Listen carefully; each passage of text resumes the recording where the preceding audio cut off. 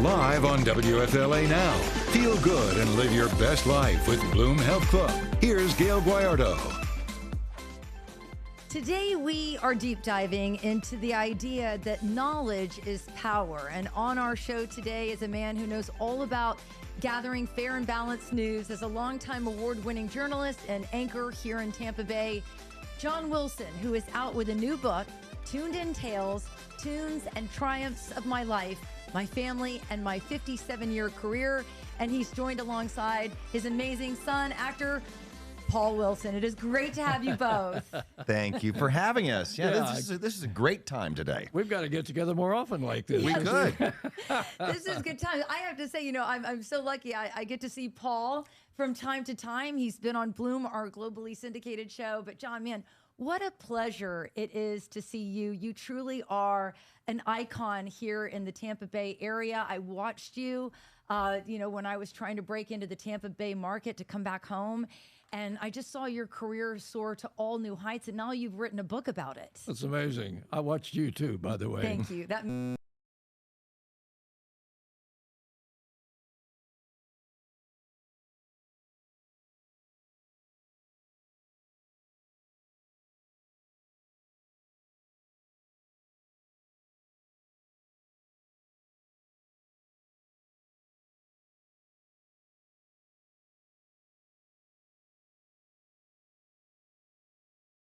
I kind of want to start with the then and the now because the landscape has changed so much, and I love that you turned to what became one of your greatest and probably most famous mentors, who kind of guided you to your early days into television news. Who are you talking about? Edward R. Murrow.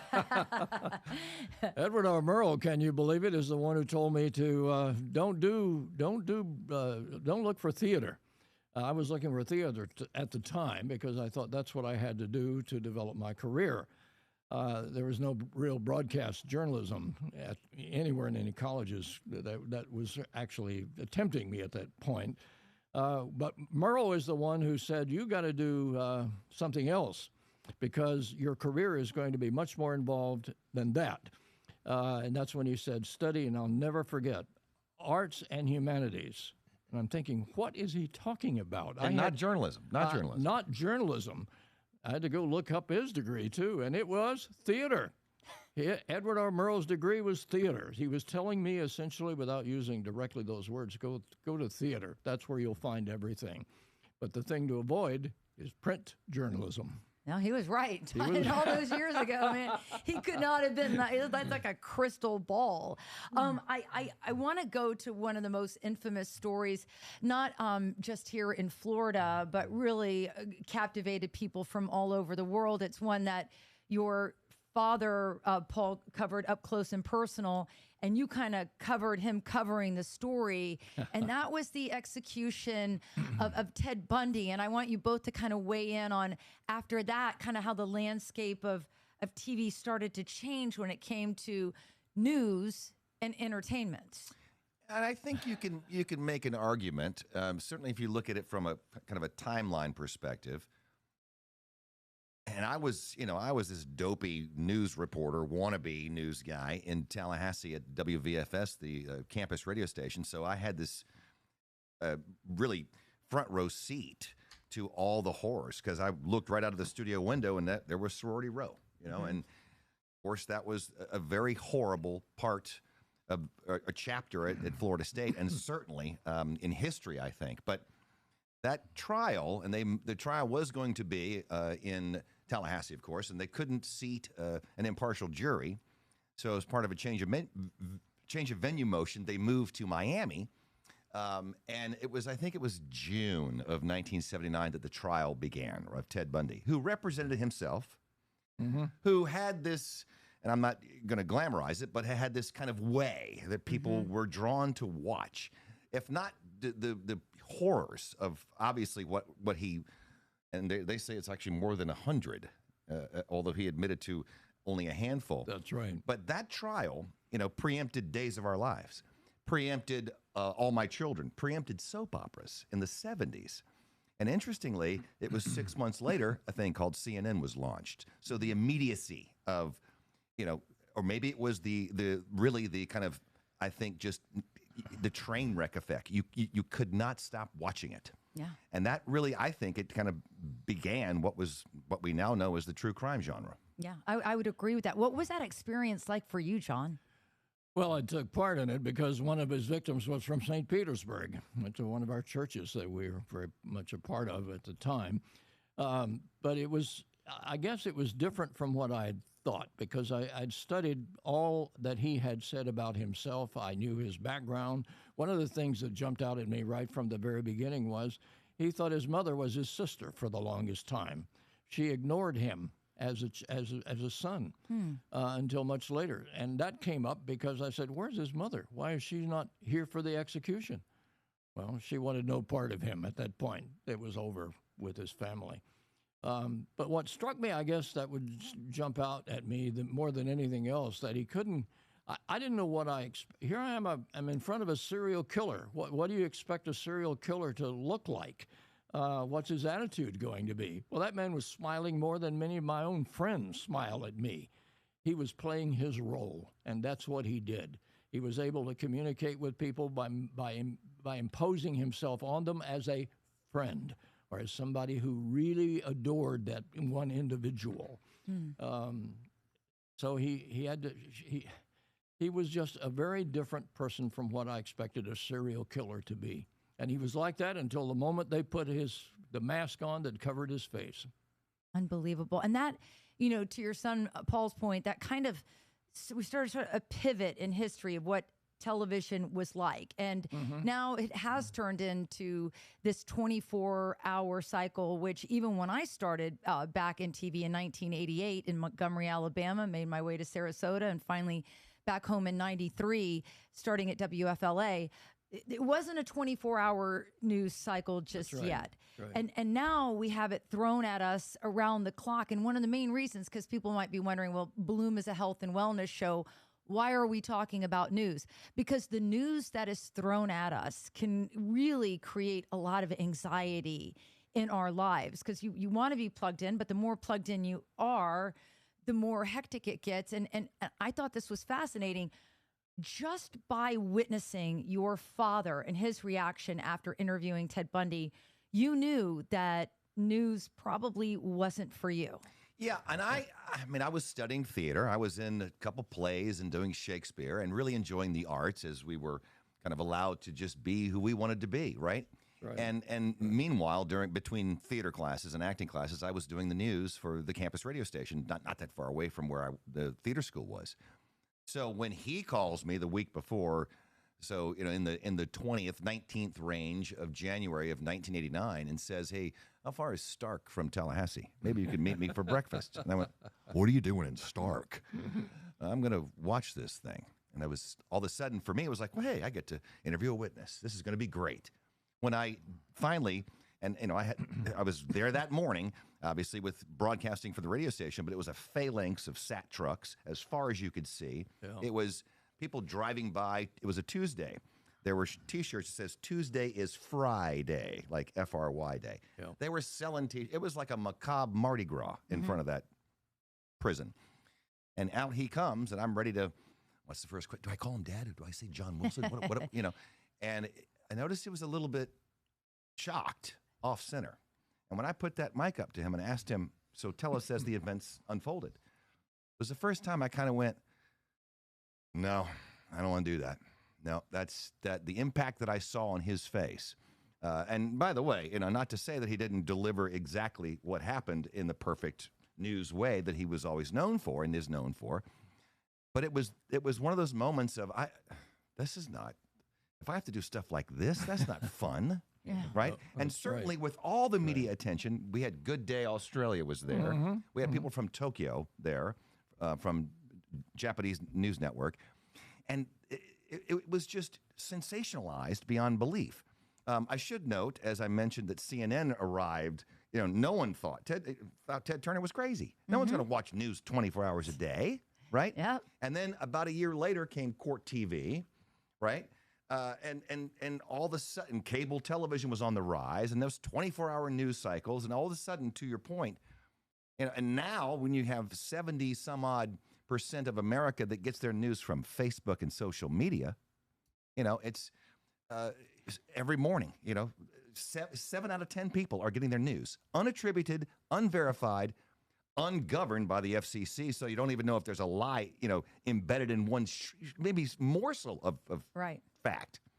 So, yeah, the news has changed so much. And I think that to the point that a lot of it has to do with consumer behavior, right? I mean, we used to get news in movie theaters in the 40s and 30s, before televisions. I think it was like in 1950, there were only like 8,000 televisions in America. Douglas Edwards was doing that. Douglas Edwards was doing 15-minute news shows. And by the way, there was, if they had time, they'd roll film, but it was usually just a person talking, usually a man, talking right to the camera and reading from the AP or UPI Newswire. The rip and read. Right. Rip I and mean, read. that was, and those were the sources. This happened in wherever. Yeah. Then by 1970, so, barely 20 years later, there were 98 million televisions in the household, but videotape was on the rise, right? So now we could record over what we just shot. It became much more affordable for local news.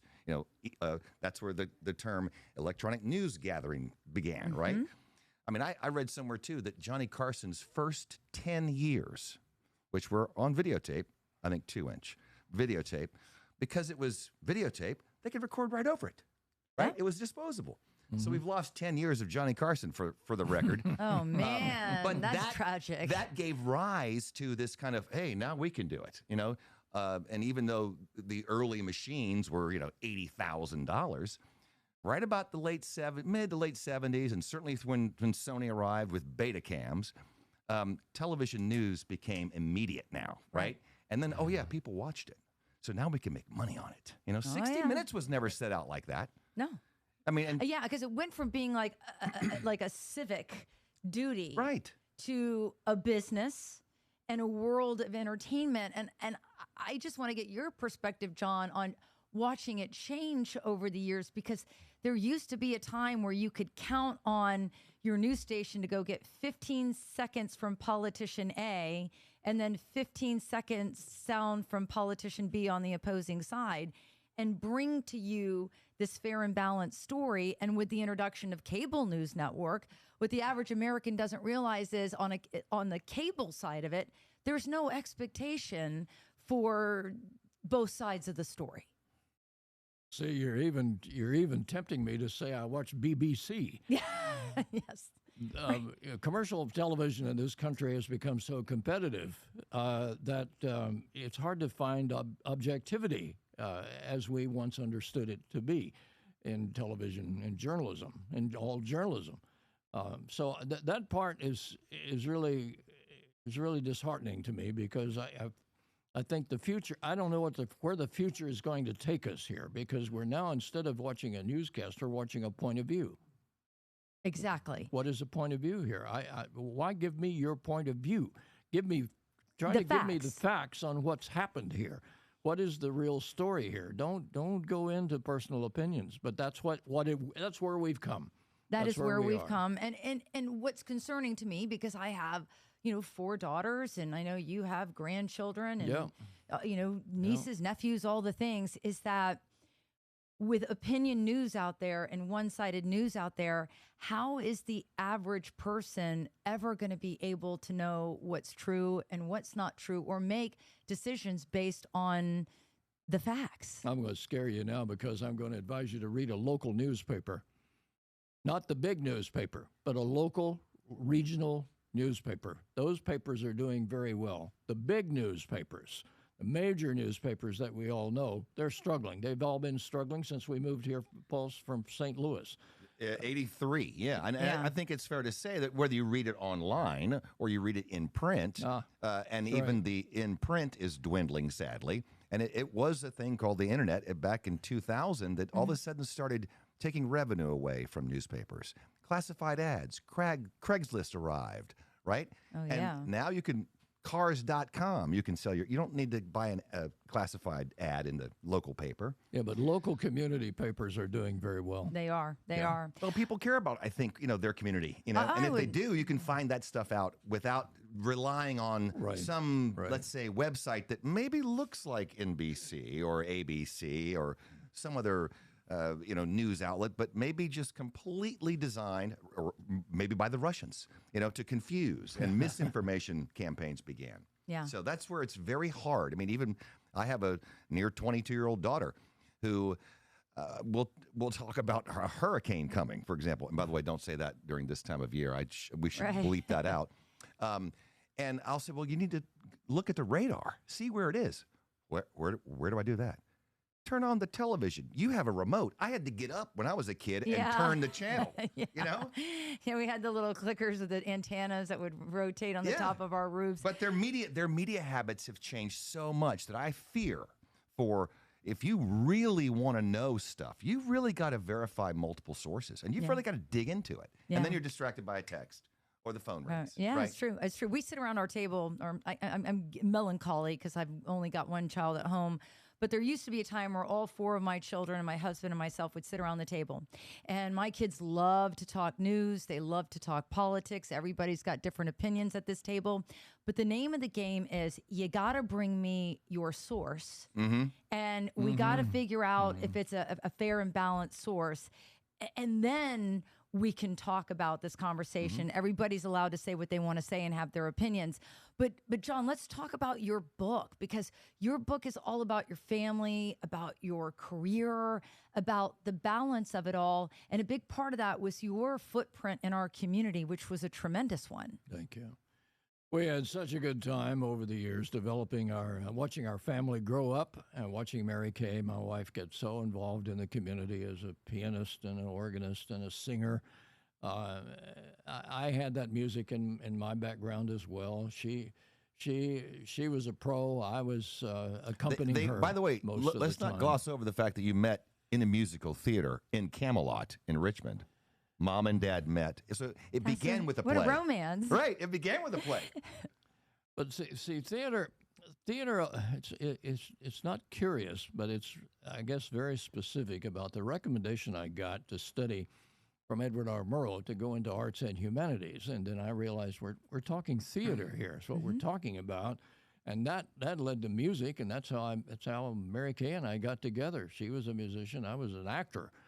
Trying to be a television news anchor, and all of that really came together in just a miraculous way, because our life since then, with Paul, Mark, and Patrick, the sons, and their children who are now adults, are all in one way or another performers. Everybody is in one way or another dedicated to performing something somewhere on stage, on the radio, on the air somehow. Yeah. So let's talk about your sons, and then Paul, of course, I'll let you speak for yourself, but you have one who's a very popular anchor, follow right in your footsteps. Yeah, that's Patrick. We've had an incredible... No, that's Mark. That's Mark. Oh, yeah, Mark. Sometimes he confuses the two. Luckily, he knows who I am. That's Mark. Who literally stepped into your shoes. That is funny, because they all come together for me. Yeah. Patrick turned out to be the pro professional very, very early on in his career on Broadway and elsewhere. And then Mark, at age 5 or 6, wrote his name on his own picture, which told me he wanted to be seen. And then before long, he was working for a local network organization. I hired him actually radio. at FSU. You did? I hired him on the radio, and he was really good. And I went, maybe I shouldn't do this. Then he's anchoring the news up in North Carolina, and he calls me and tells me about his job, and then he introduces me to his, believe it or not, his new boss, who was my partner on television in Panama when we were in the U.S. Army. And he told me he's going to take Mark to New York. Then I knew, we got to fix that. Yeah. And before long, Mark had an offer, believe it or not, as you very well may know, from right here at Channel 8. Oh, yes, I do. That's right. Yes, history could have really changed. History could have. It is funny how it all works out. You're in the entertainment industry as well. I mean, the Wilson gene pool is a pretty outstanding one. I mean, your parents are amazing folks. Yeah, I'm just the pothole, basically. He and Mom are the rivers that run to us. But yeah, I think that's, as we've talked before, I think it's luxurious to be able to do what you like. But I think what's overlooked in that kind of situation is having the strength or having the support of your family to be, to be who you are and to do what you want to do. Boy, that's now, a be fact. good at it. That's a fact. Work at it. It's not going to come easy. Certainly, we had a kind of a shortcut because we were in TV stations as little kids running around, and then ultimately through high school, carrying B&C cable on I-Team stand-ups and helping that. So we were around it for a long time. And it was always fun. I kind of am the walking hat rack where I liked, the people part, and I like the camera part, and I like the performance part certainly, and the writing part, and then for me as a singer as well. Which music was kind of the lifeblood in everything the Wilsons ever did, and to a degree still do. So I love it. And now there is a Wilson Family Foundation where proceeds from your new book, John, will go to support and you are going to, alongside your family, leave a really lasting footprint on all the different not-for-profits that you support. Thank you. Tell them where that money goes. Yeah. So when we started this, and it was, I should say, the band version. So that the band's kind of the front face. It's not the only thing that we do to raise money, Right. but the band is kind of, which was we never even had a name. We just totally got together and started playing. And Mark's an exquisite guitarist. Of course, Patrick is a great singer and taught himself how to play drums very well. Yep. And it was always Van Halen and Journey and Bon Jovi in the house. So we just started playing for Mark's birthday. And I think the press dubbed us Van Wilson because of Van Halen. And we didn't even have a name. We didn't even set up to have a name. And then we started raising money for St. Pete Free Clinic, for Southeastern Guide Dogs, who were still provide that noble service of helping PTSD and disabled veterans with dogs, because the government doesn't pay for that. We raised about $60,000 one night for them, and they named 3 dogs after us: Paul, Mark, and Patrick. Oh, that's so cute. Yeah. So that's when you know you're going to outlive this, right? Yeah. Barely, as a dog. But it was always really about, let's support all these groups. And we were just kind of raising money. Then we formed the foundation, the Wilson Family Foundation, about 9 years ago, to kind of house all the, whether it's book sales, whether it's a concert, or it's this, we give out scholarships to musicians and artists and people that we gave several away this last year to those that are studying art in school. And so our kind of mission has always been enrich the community through arts, and then obviously help raise money for veterans and first responders and kids and our community. But it really started, apple doesn't fall far from the tree, and there's the tree. Yeah, there is the tree. And I want to bring in, if there's a way to do it. This is my first time having 2 guests on Bloom Health Club, but there's my man, Brody Waddell. He is our lead digital reporter and producer for BloomTampaBay.com. He handles all things digital for us. I wanted to bring Brody into this too in case he had some questions before we sign off, John. But the book, what do you hope the reader's greatest takeaway is when they peruse through the pages of your book?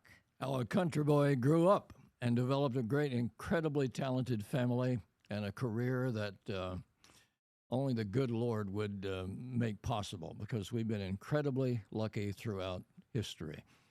I've been able to do, believe it or not, just about everything I wanted to do, and so has Mary Kay and Paul, Mark, and Patrick. Oh, no, I'm not done yet, by the way. But we've been very lucky. And in many ways, I just can't, I can't thank you enough for asking that question, because, how do you explain that you couldn't be more proud of your family than, like you are, of yours, as I am of mine, and as they are of their own families, because they've all got families now, and they're big families. And I can speak to the fact that, the book title, Tuned In, is not about watching TV. It's about being tuned into your family and to your community, to life. And I think that's what, and people and readers that, certainly there's the kind of the hero's journey from nothing, from the sticks of Virginia, and then to be with Vladimir Putin at one point, and interviewing Ronald Reagan and George Herbert Walker Bush and several others, and being at conventions. A lot of that is covered in the book. So I think it's a chance to remember you can do whatever you want if you set your mind out to do it. That's beautiful. Brody, do you have any questions for John? Honestly, it's been a great story to listen to, and I don't think in the time that we have that we could delve into the questions that I would have. So we'll come back. Yeah, We'll definitely that's come what you're back to saying. it. So this is an invitation. All right, an invitation to come back. And before we say goodbye, anything on like your stories in Cuba, Normandy? I mean, any highlights of the books that you want to plug? Highlights of the book. Well, the family is the one to plug. Gotcha. That's the one that made everything possible and that I couldn't be prouder of. Okay, that's beautiful. Well, thank you both so much for being here. It is a privilege and honor. I can just say that you truly are a class act family, and you and your wife have done a wonderful job with all three of your sons. Very kind of you, as you have with your family. Thank I know you. that. Thank you so much. All right, everybody. Until the next Bloom Health Club, we'll see you then.